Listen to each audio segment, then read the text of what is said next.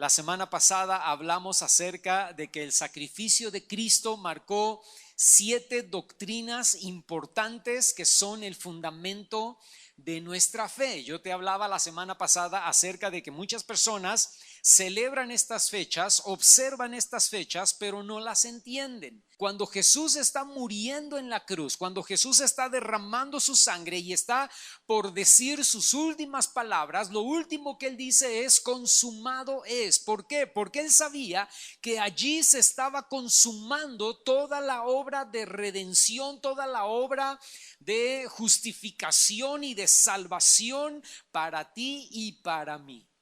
Y el domingo pasado hablamos de las 4 primeras y te quiero dar un resumen muy breve de esas 4 primeras doctrinas fundamentales. Y dijimos que la primera era la doctrina de la propiciación.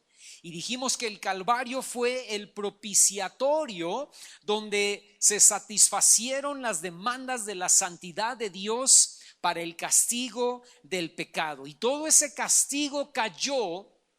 Todo ese castigo que tú y yo merecíamos cayó sobre Jesús, se descargó sobre Jesús.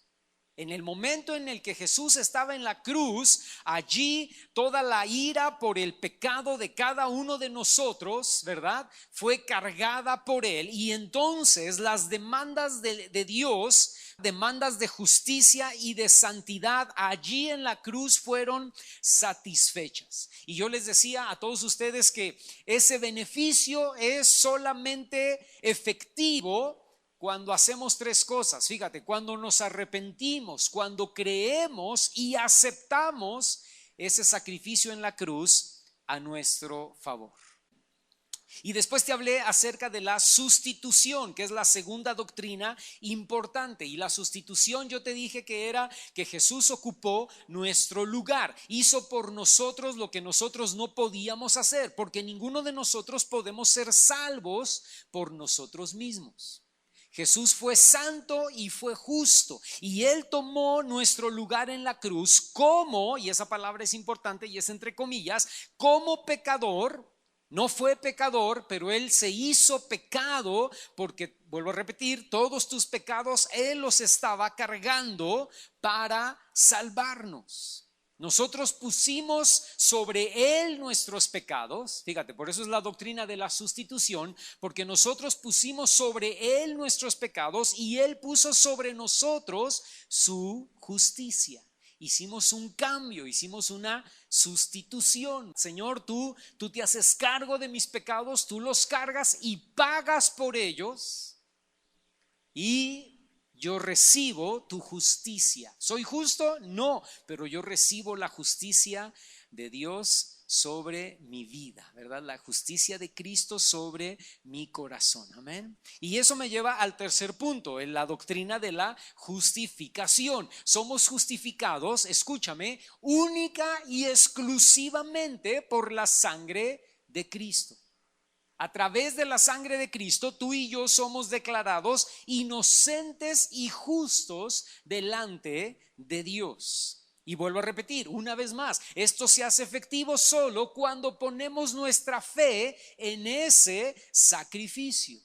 La justificación no es por obras, la justificación no puede ser por obras, no es por lo que damos o por lo que hacemos, sino por fe solamente y únicamente por fe y por gracia. Hay gente que dice, ay, yo quisiera ir a tu iglesia, pero déjame nada más ser un poquito más santo, déjame ser un poquito más bueno y entonces ya voy a estar listo para ir. No, es que no es por lo que haces, no es por lo que das.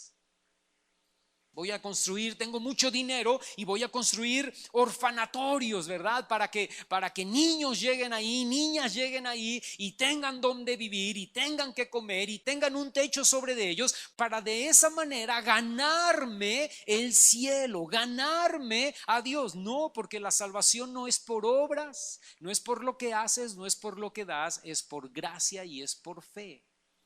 Me voy a ir hincado hasta no sé cuántos kilómetros dándome latigazos en la espalda para así poder agradar. No, porque la salvación no es por obras. La salvación no es por lo que haces ni por lo que das, sino por gracia y por fe. Y yo les decía, y quiero decir esto una vez más porque quiero que quede claro, ¿verdad? Algunos pueden decir, hermano, y entonces cuando entre más oramos, entre más leemos la Biblia, entre más venimos a la iglesia, eso también nos hace más salvos. No, porque la salvación no es por lo que haces ni por lo que das, es por fe y por gracia. Pero la oración, la lectura de la palabra, venir a la iglesia, adorar al Señor, eso no te hace salvo, pero eso te ayuda a ti a tener relación, intimidad y comunión con Dios. Eso te ayuda a ti a madurar y a crecer. Entre más oras, entre más lees la Biblia, entre más vienes a la congregación, entre más adoras, entre más das, no solamente dinero, amor, tiempo para otros, más creces tú y más maduras tú. No te haces más salvo, no te haces más aceptado delante de Dios, pero tú creces y maduras. Entre menos lo haces, más niño espiritual te quedas, más inmaduro, ¿verdad? Espiritualmente hablando.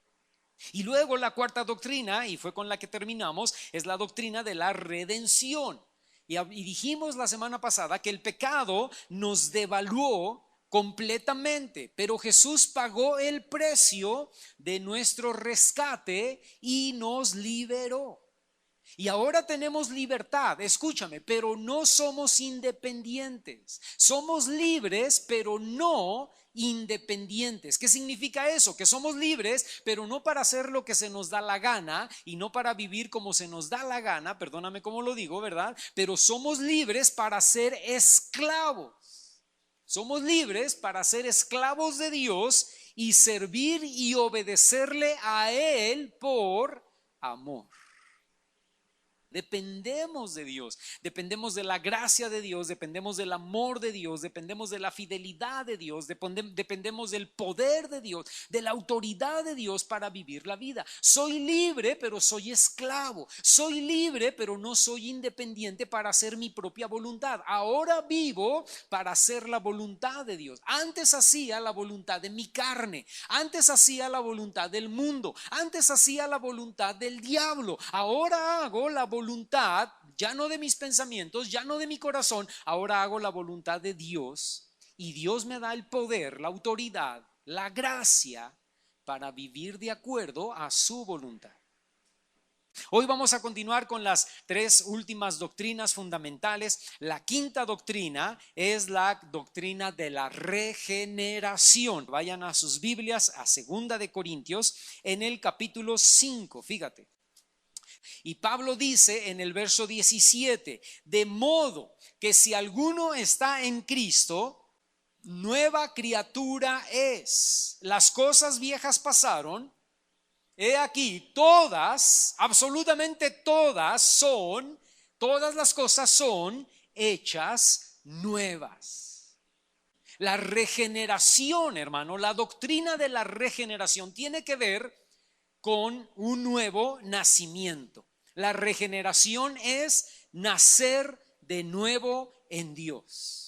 Eso es todo lo que significa la regeneración. Un nuevo nacimiento, lo que le dijo Jesús a Nicodemo, necesitas nacer de nuevo. Y Nicodemo dice, ¿cómo yo siendo ya un hombre viejo puedo meterme en el vientre de mi madre y nacer de nuevo? Y le dice Jesús, no, es que ya naciste físicamente, pero ahora necesitas renacer, ahora necesitas una regeneración, un nuevo nacimiento espiritual, no de la carne, pero del espíritu. Porque escúchame, hermano, mientras que no tenemos a Cristo, estamos muertos. Podemos tener 20, 25, 30, 40, 50, 60, 70 años, pero estamos muertos, dice la Biblia, en nuestros delitos y pecados. Y cuando nos arrepentimos y aceptamos el sacrificio de la cruz, y por fe decimos, Señor, yo creo en tu sangre, creo que esa sangre perdona mis pecados, en ese momento volvemos a nacer. En ese momento nacemos espiritualmente. Cuando yo les comparto a algunas personas que aceptan a Cristo por primera vez, y vamos a suponer que fuera hoy, 9 de abril, ¿no? 9 de abril del 2023, imagínate que yo llevo a una persona a Cristo en este momento y yo le digo, apunta esta fecha, 9 de abril del 2023, porque es la fecha en que tú naciste de nuevo. Tú naciste físicamente el 8 de marzo de 1975, ¿no? Por decir algo. Ok, ahí naciste físicamente, pero hoy, 9 de abril del 2023, tú estás naciendo espiritualmente. Hay un nuevo nacimiento, hay una nueva regeneración. Y escúchame, déjame decirte, el mal y el pecado siguen presentes en nosotros, pero Dios comienza a trabajar regenerando nuestras vidas. No pone benditas o curitas o parches en nuestras heridas. Ay, tienes cáncer en el hígado, pero no te preocupes, ahorita te vamos a poner una curita con alcohol para que ¿eso qué te va a hacer? Nada te va a hacer, ¿verdad? Te vas a morir de cáncer. Para sacarte el cáncer del hígado, ¿verdad? No necesitas una curita, necesitas una operación, necesitas quimios, necesitas radiaciones, necesitas qué sé yo, ¿verdad? Medicamentos y cosas más fuertes, importantes, porque solamente, escúchame, cuando venimos a Cristo, Jesús no pone curitas en nuestra vida, Jesús no nos regenera poniéndonos benditas o parches, Jesús comienza a transformarnos desde los cimientos, desde el corazón, nos cambia desde la raíz y empieza a trabajar con nosotros en nuestros traumas, en nuestras fobias, en nuestras maneras de ser, en nuestras maneras de pensar y en nuestras maneras de actuar. Y Él se va a cambiarnos, hermano, de raíz. Nuestros valores, nuestras prioridades y nuestras creencias. Fíjate bien, estas tres palabras son importantes. Nuestros valores, nuestras prioridades y nuestras creencias toman el lugar correcto. De hecho, algunas de esas se van. Cuando Cristo viene, algunos de esos valores o prioridades o creencias que teníamos que estaban chuecas, algunas eran correctas, pero las chuecas, las torcidas, se van. Y esos valores, esas prioridades y esas creencias toman el lugar correcto porque ahora comenzamos a tener una perspectiva correcta. Y entonces tú tienes valores, tienes prioridades, tienes creencias que se ubican en el lugar correcto. Es que, hermano, antes mi prioridad era mi mamá. Mi prioridad era mi mamá. Lo número uno en mi vida era mi mamá. Lo número dos, mis hijos. Lo número tres, mi trabajo. Lo número cuatro, mi casa. Lo número cinco, el fútbol. Lo número seis, mi carro. Lo número ocho, todos mis zapatos, ¿verdad? Cómo amaba mis zapatos, ¿verdad? Lo número 436, mi esposa. Tus prioridades estaban todas chuecas, tus valores estaban todos torcidos, tus creencias, todas las mujeres son hipócritas, todos los hombres son chupacabras, todas esas creencias se fueron. Algunos no vayan a decir amén, hermanos, porque todas las mujeres son malas, ¿verdad? Todas las mujeres engañan, todos los hombres son infieles. Esas creencias, hermano, que estaban chuecas y torcidas, el Señor las desapareció. Y las creencias correctas las ubicó, las prioridades correctas las ubicó, los valores correctos los ubicó. Y ahora tenemos prioridades, valores y creencias en el lugar correcto. Número uno, Dios. Número dos, mi esposa. Número tres, mis hijos. Número cuatro, mi trabajo. Número cinco, la iglesia. Número seis, mis padres. Número siete, pues yo no sé, ahí sigues, ¿verdad? Número 4382, el fútbol. Pues sí, claro. Las prioridades empiezan. Y alguien me preguntó una pregunta muy importante, ¿cómo no es importante, sino muy buena? Me dijo, bueno, pero si número uno es Dios, número dos es tu esposa o tu esposo, ¿verdad? En el caso de que estés casado, en el caso de que no estés casado, pues número dos deben ser tus padres, número tres tus hijos, ¿verdad? Número cuatro el trabajo, número cinco la iglesia, y de ahí para abajo dice, ¿y tú dónde quedas? Pues la Biblia dice que debemos amarnos a Dios como nos amamos a nosotros mismos. Entonces, cuando tú estás amando a Dios en primer lugar, a tu esposa o a tus padres en segundo lugar, a tus hijos en tercer lugar, a tu trabajo y tu iglesia y todo lo que sigue, tú te estás amando a ti mismo. En todo eso ya va incluido tu amor por ti mismo. Porque así como ves por ti mismo, vas a ver por tu esposa. Así como ves por ti mismo, vas a ver por tus hijos. Así como ves por ti mismo. Sí, porque algunos su prioridad era, número uno, yo Yo me amo a mí mismo, ¿verdad? Por eso me compro mis zapatitos, mi ropita, por eso voy al gimnasio, me pongo fuerte, ¿verdad? Número 2, yo, porque por eso gasto para mis cosas, ¿verdad? Número 3, yo, porque por eso veo mi Netflix, tengo mi esto, mi lo otro. Número 4, yo. Número 5, yo. Número 6, yo. Número 7, yo. Algunos así estaban sus prioridades. Número 8, bueno, ya mis hijos, para que vean que no soy tan malo. Y entonces Dios viene y acomoda todo y tenemos una perspectiva correcta. Ahora, ¿de dónde viene esa perspectiva correcta? De la palabra de Dios. El Espíritu Santo nos empieza a revelar su palabra y eso nos da la perspectiva correcta, porque cuando tú lees la palabra y dices, mira lo que dice aquí, esto yo lo estaba haciendo mal, mira lo que dice acá, yo le estaba regando aquí. Tengo que arreglarme, tengo que componerme, tengo que enderezarme. Y la palabra te da la perspectiva correcta para tus valores, para tus prioridades y para tu creencia.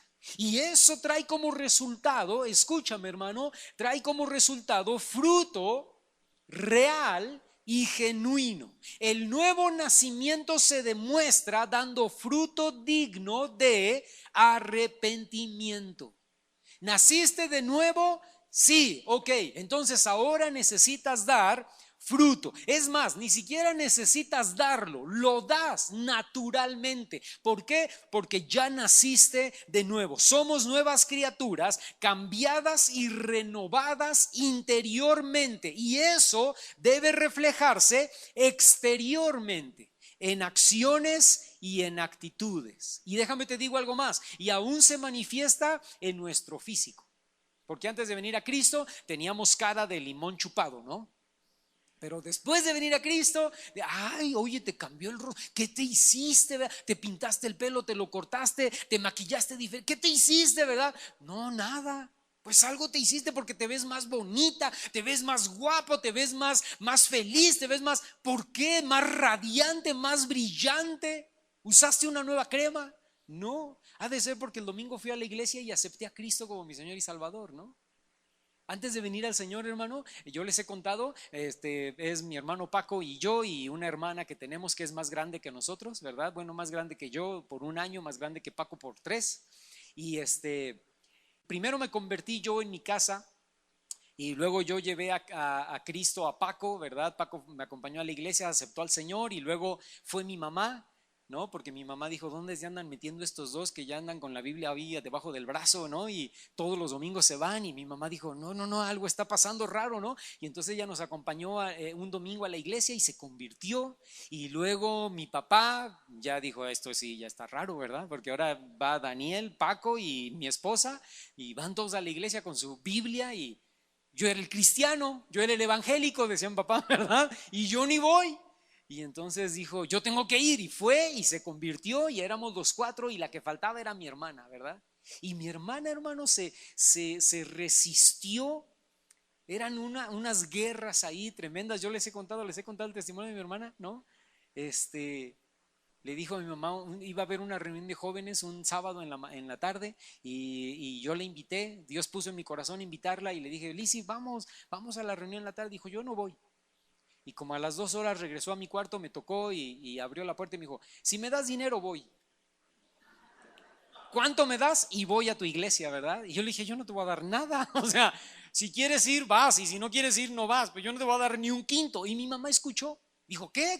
Le digo, pues esta, ¿verdad? Loca. Que dice que si le doy dinero va a la iglesia y dijo, yo te lo doy. Le dije, no, ¿cómo que le vas a dar? No le des nada. Y dijo, no, yo te lo doy. Yo te doy dinero, pero ve a la iglesia. Dijo, ¿cuánto me das? Y no sé, en ese tiempo estamos hablando de 1832, ¿no? Un centenario. Algo le dio mamá, no sé, por decirte algo, 100 pesos, ¿verdad? Y dijo, yo te doy 100 pesos. Y dijo, si me das dinero, sí voy. Y le dio, y yo me enojé con mi mamá y le dije, no, mamá. Porque yo dije, pues cada domingo va a querer ir a la iglesia y le va a sacar 100 pesos, ¿no? Y pues yo también quiero. Y entonces dijo mamá, no, déjala, yo le doy el dinero, déjala que vaya. Y íbamos a la iglesia y yo iba bien enojado. y Paco y Liz iban atrás, me acuerdo bien, y yo iba adelante caminando bien enojado porque dije, ¿cómo le da dinero? Y esta viene por dinero, convenenciera, material, pecadora, incircuncisa, filistea, ¿no? Llegamos a la iglesia y en la iglesia había un grupo invitado de música y empezaron a cantar. Y en el primer canto, al final del primer canto, mi hermana estaba tirada, chillando, llorando, hincada, y luego dio los 100 pesos que le dio mamá de ofrenda. Yo dije, bueno, está bien, ¿verdad? Por lo menos el dinero sirvió de algo bueno, ¿no? Y ese día aceptó al Señor. Pero escúchame, mi hermana, ya me acordé por qué le estoy contando esto, porque estaba pensando ahorita, ¿por qué le estoy contando esto? Pues ya me acordé.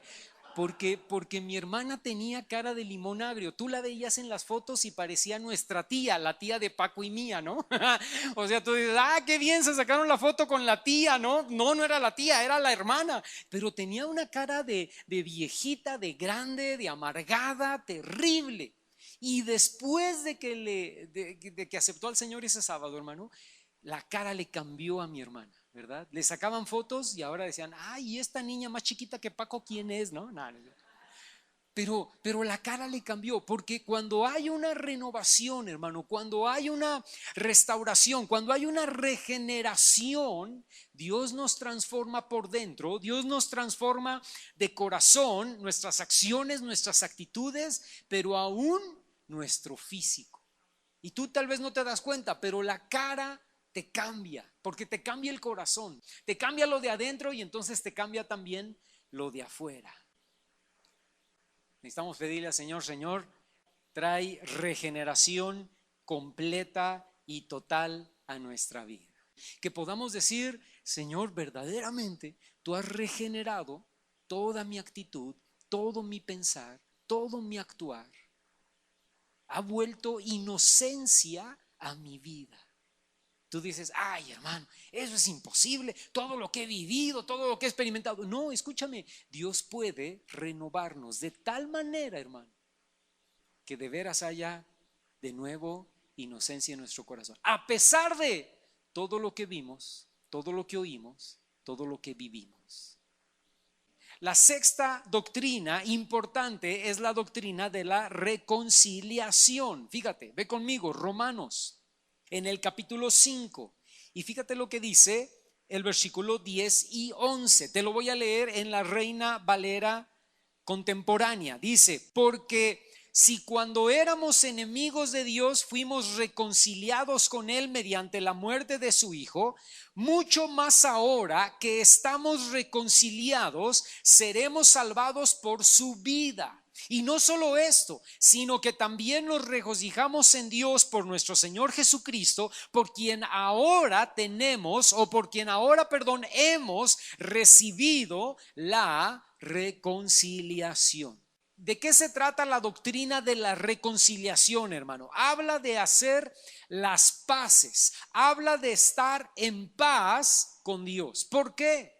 Porque éramos enemigos de Dios, y lo dijimos la semana pasada, por causa de nuestros pecados. Y dijimos la semana pasada que su ira estaba sobre nuestras vidas y había un muro de separación entre Dios y nosotros, y no nos podíamos acercar al Señor por causa de nuestros pecados. Y no por Dios, sino porque nuestros pecados nos avergonzaban, nos lastimaban, nos alejaban. Nosotros mismos nos retirábamos de Dios, como Adán y Eva al principio, ¿no?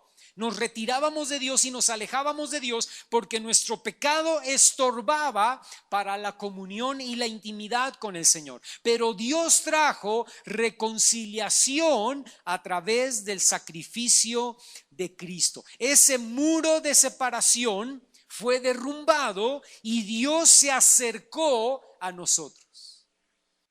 Nosotros no queríamos acercarnos a Dios, pero Dios nos buscó y Dios se acercó y Dios estuvo, ¿cómo se dice esto? Insistiendo una y otra y otra y otra vez hasta que fuimos doblegados por su amor, fuimos doblegados por su misericordia. Mi primo me compartió una y otra. Cada vez que me veía me decía, ¿cuándo vas a ir a la iglesia? ¿Cuándo vas a ir a la iglesia? Te invito a la iglesia. ¿Cuándo vas a aceptar a Cristo? El Señor te ama. Y yo lo veía, y había veces que yo lo veía y decía, ¿va a ir Adalberto? Sí, va a ir. Ah, no, entonces yo no quiero ir. ¿Por qué? Porque ya lo conozco. Cada que me ve, me jala y me empieza. Y es que Dios te ama y el Señor murió en la cruz por ti. Y mira, te invito a la iglesia, ve, no te vas a arrepentir. Ya no quiero escucharlo. Por eso cuando reprobé, y yo se los he contado aquí, ¿verdad? Reprobé matemáticas 1 en primera de, casi para terminar o para empezar segundo de prepa, ¿verdad? En ese entonces la prepa era de 2 años, allá en Toluca, en el Estado de México, y reprobé matemáticas 1, ¿no? Y entonces dije, ¿quién me podrá preparar para el examen, el extra? Y entonces había 3 maestros disponibles y mi última opción era mi primo, que ya era 2 años más grande que yo y que era ingeniero, ¿no? Estaba estudiando en la Universidad Metropolitana de Azcapotzalco en México. Y entonces yo dije, esa es mi última opción. Y le hablé al primero y me dijo, no puedo. Le hablé al segundo y me dijo, no, ¿qué crees que no puedo? Y dije, chispas, el tercero es mi primo. Y oré y dije, Señor, que no pueda. No oré porque no era cristiano, ¿verdad? Pero yo decía que no pueda. Y marqué. Dije, oye, Adalberto, buenas tardes. Mira, fíjate que reprobé el examen y quiero un maestro que me prepare para el extra. ¿Podrás? Y yo dentro, que no. Y él dijo, claro, vente ahorita mismo, claro que. Una semana dándome clases, no me habló de la Biblia, no me habló de Dios. Y dije, ya, la libré. Y dijo, el sábado te vienes, va a ser resumen. Te voy a poner un examen el sábado, ¿verdad? Porque el examen el extra era el lunes. Entonces el sábado te vienes y repasamos el último repaso, la conclusión, para ya estás listo para que presentes el examen el lunes, ¿no?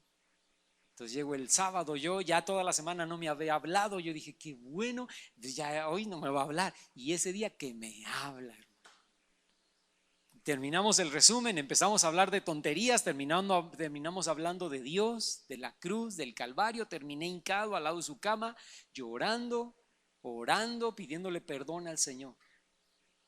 Escúchame, Dios nos encuentra. Tú huyes de Él, pero Dios te encuentra porque Dios nos ama. Y ese muro de separación, esa barrera de separación, Dios la derriba y Dios te muestra su amor y su misericordia y empieza a establecer una relación nueva. Y esa relación nueva que empezó a establecer en tu vida no termina, sino continúa por toda la eternidad. Segunda carta a los Corintios en el capítulo 5. Y fíjate lo que dice el versículo 18 y 20. Dice, y todo esto proviene de Dios, quien nos reconcilió consigo mismo por Cristo y nos dio, escucha esto que viene a continuación, el ministerio. Esa palabra es importante, subráyala. Nos dio el ministerio de la reconciliación. Que Dios estaba en Cristo reconciliando consigo al mundo, no tomándoles en cuenta a los hombres sus pecados, y nos encargó a ti y a mí, a nosotros, la palabra de la reconciliación. Así que nosotros, tú y yo, dice ahí, somos embajadores en nombre de Cristo, como si Dios rogara por medio de nosotros. Le rogamos en nombre de Cristo, reconcíliense con Dios. Tú y yo, todos los que estamos aquí, tenemos un ministerio. Ay, hermano, es que yo no sé para qué Dios me trajo al mundo. Te lo voy a decir ahorita. Tienes un ministerio, tú tienes un llamado. Pero yo no soy pastor, yo no soy profeta, no me importa. Tú tienes un ministerio, aquí lo dice. Tú tienes un llamado. ¿Cuál es? El ministerio de la reconciliación. Esa es nuestra principal tarea como cristianos, predicar el evangelio de la reconciliación. No un evangelio de condenación. Los pecadores se van a ir al infierno, los homosexuales, los borrachos, los altos, se van a ir al infierno. No. Ese evangelio no lo tienes que predicar. Un evangelio de reglas o de mandamientos. Si vas a ir a mi iglesia, tienes que usar una falda larga y no te puedes poner pantalones, no te puedes pintar, no te puedes usar collar, no te puedes poner aretes. No, escúchame, no es un evangelio de condenación, no es un evangelio de reglas, no es un evangelio de mandamientos, es un evangelio de amor y de misericordia. Es el evangelio que proclama que se puede tener paz con Dios. Tú y yo, dice ahí la cita que acabamos de leer, que tú y yo somos enviados como embajadores para que la persona se reconcilie o haga las paces con Dios a través del amor y del perdón de Jesucristo y su sangre derramada en la cruz del Calvario. Mi hija me estaba contando hoy en la mañana un testimonio que vio en la tele en un canal cristiano de una persona que Dios le habló una mañana, se levantó, me parece que es un reportero, ¿verdad? Y entonces él conocía a un fulano de una empresa que era ateo, conocido en la ciudad como ateo declarado. Entonces este reportero se levantó un día en la mañana y Dios le habló y le dijo, vas a ir con este hombre que conoces y lo vas a invitar a tu iglesia, lo vas a invitar a la congregación para el próximo domingo. Y entonces este hombre dijo, Señor, pero es ateo. Y dijo, lo vas a invitar, vas a ir, lo vas a invitar. Y dijo, bueno, pues tú sabrás, ¿no? Y entonces llegó a la oficina de este hombre y le compartió y le dijo, oiga, quiero invitarle a la iglesia el domingo. Y dijo, ¿qué me invitas? Pues si soy ateo. Y dijo, sí, yo sé que usted es ateo, declarado, pero de todas maneras lo estoy invitando, porque Dios es bueno, Dios es amor y Dios quiere mostrarte su misericordia.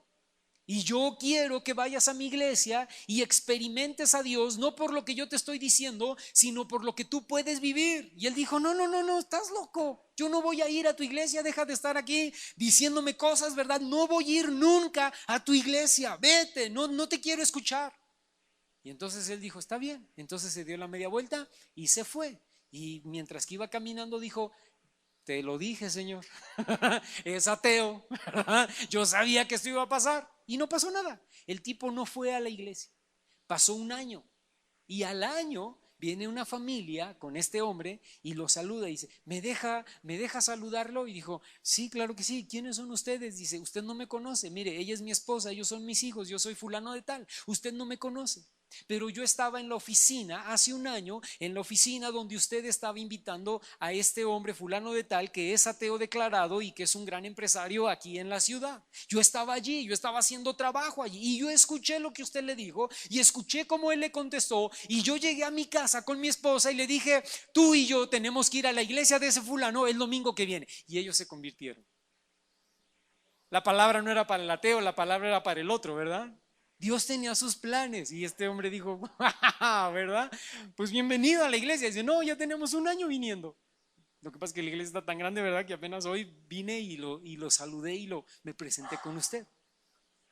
Porque tú y yo necesitamos predicar. Ay, Señor, pero no me va a hacer caso, me va a tirar de a loco, se va a enojar conmigo, se va a burlar. Escúchame, no importa qué hagan contigo, se burlen, te tiren de loco, no vengan. Y parece que tú dices, pues no prosperó, no pasó nada. Tú y yo necesitamos compartir el evangelio de las buenas nuevas, el evangelio que declara, que proclama que el hombre y la mujer pueden hacer las paces con Dios. Necesitamos predicar. Ve con la gente, háblale del Señor y luego si quieres organizas un grupo discipular y me invitas a mí o invitas a Paco. Hermano, ya tengo un grupo, ya le hablé al tío, a la prima, al primo, al hermano y ahora van a venir aquí los martes en la noche y yo voy, va Paco, ¿verdad? Compartimos la palabra, pero escúchame, tú y yo necesitamos cumplir nuestro primer mandamiento, que es ir por todo el mundo y predicar el evangelio a toda criatura. Ir y hacer discípulos, ir y ser embajadores del plan de reconciliación de Dios con o para con el hombre. Tú y yo necesitamos compartir. Y cuando compartimos, hermano, crecemos y maduramos. Yo te lo he dicho, ¿no? Cuando tú compartes, creces y maduras. ¿Por qué? Porque luego esa persona a la que tú le estás compartiendo te pregunta, oye, ¿y qué con esto? ¿Y por qué esto? ¿Y por qué así? ¿Y por qué ustedes no creen así? ¿Y por qué ustedes creen en esto? Y entonces tú te tienes que poner a estudiar, ¿verdad? Y, ay, ¿y ahora qué le contesto, verdad? Entonces te tienes que poner a leer la Biblia, te tienes que poner a orar para compartir, para contestar. Y eso te hace crecer, eso te hace madurar. Somos embajadores para compartir las buenas nuevas de salvación. Y la séptima doctrina es la doctrina de la santificación. Fíjate, ve conmigo a Hebreos, en el capítulo 10. Hebreos capítulo 10. Y fíjate lo que dice el versículo 14. Dice, porque con una sola ofrenda Cristo hizo perfectos para siempre a los santificados. La Nueva Traducción Viviente dice, a los que está haciendo santos. Fíjate, con esta última doctrina vamos a terminar. La santificación tiene que ver con dos puntos importantes. La primera, que Dios perdona, limpia y olvida nuestros pecados y ahora Él nos ve santos. Esa santificación, hermano, para ti y para mí es instantánea. ¿Por qué? Porque Dios ya te ve santificado. Porque ya te limpió tus pecados, ya te perdonó y para Él tú eres perfecto, sin mancha y sin pecado. Y esto era lo que no podían lograr los sacrificios del Antiguo Testamento. Había que estar matando corderos continuamente. Pero Jesús vino a ser, escúchame esto, un solo y un único sacrificio para santificarnos. Jesús no necesita morir cada día en la cruz. Jesús no muere cada año en la cruz. Jesús murió una sola vez y una única vez hace ya más de 2000 años en la cruz. Y ese sacrificio fue perfecto. Y en ese sacrificio nos santifica, número uno. Y número dos, nos aparta. Eso quiere decir la palabra santificar, apartar para. Nos aparta para Él. Y ahora somos de su propiedad. Somos su pueblo, somos su familia, somos su redil, somos su novia, somos parte de su propiedad. Ahora, pero la santificación también es un proceso que dura toda la vida. Y por causa de que Dios ya nos ve santos, pero también nos va santificando cada día, por esa causa trata con nuestro carácter, con nuestros sentimientos y con nuestras emociones. Escucha esto, hermano. Dios nos va perfeccionando cada día a través de circunstancias y a través de personas. Ay, hermano, ¿y por qué esta situación tan difícil? Porque Dios está tratando con tu vida. ¿Y por qué esta enfermedad? Porque Dios está tratando con tu vida. ¿Y por qué este patrón? Porque Dios está tratando con tu vida. ¿Y por qué esta esposa? Tú la escogiste y Dios está tratando con tu vida. Porque tú la escogiste y porque Dios está tratando con tu vida. Este hijo, esta hija, que Dios está tratando. Estos vecinos que, hermano, yo tengo unos vecinos, espero que no oigan nunca esta predicación, que cada 3 meses arreglan su casa. No sé qué le hacen, pero cada 3 meses meten albañiles. Pasan 3 meses, meten albañiles por 15 días, por un mes. Pasan 3 meses, vuelven a meter albañiles. Yo creo que tienen un negocio de arreglo de albañiles, ¿verdad? Clases de albañiles, vengan a practicar aquí. Entonces todos los albañiles llegan con sus taladros, sus martillos, ¿verdad? Y cortan y abren y decimos, nosotros decimos, ¿qué tanto le arreglan a la casa? Y Dios dice, no arreglan nada, te están quebrantando a ti. Están tratando con tu paciencia, están tratando con tu carácter. Nada más vio llegar la camionetita roja de los albañiles y digo, otra vez vienen los albañiles. Y otra vez, ¿verdad? 8 de la mañana, y luego algo que los albañiles tienen, no sé por qué, ¿verdad? Que antes de empezar con el primer martillazo, tarará, tará, tarará, tan, teca, taca, taca, taca, tan, tarará, tará, tarará, tan, taca, taca, taca, taca. Y tú dices, bueno, está bien que oigan, pero que le bajen volumen. No, ellos a todo, porque si le bajan volumen no oyen por el taladro, ¿verdad? Entonces tienen que oír el radio a todo. Radio Ranchito, ¿no? Y ya me lo sé de memoria, ¿no? Radio Ranchito te gusta más, ¿no? Y tú dices, bueno, está bien, ¿verdad? Ya hasta me gustan las canciones. Pero Dios te habla y dice, estoy tratando con tu vida. El día que le des gracias al Señor por los albañiles de tu vecino, van a dejar de venir. Esa es la clave, hijos. Hay que empezar a darle gracias al Señor, ¿verdad? Señor, gracias por los albañiles. Hay que convertir a los albañiles, ¿verdad? Pero escúchame, Dios trata con nosotros. Dios te va a poner un jefe, Dios te va a poner una esposa, Dios te va a poner un esposo, Dios te va a poner hijos, Dios te va a poner una suegra, Dios te va a poner un familiar, Dios te va a poner un empleado, un compañero de trabajo, un compañero de escuela que va a quebrantar tu vida.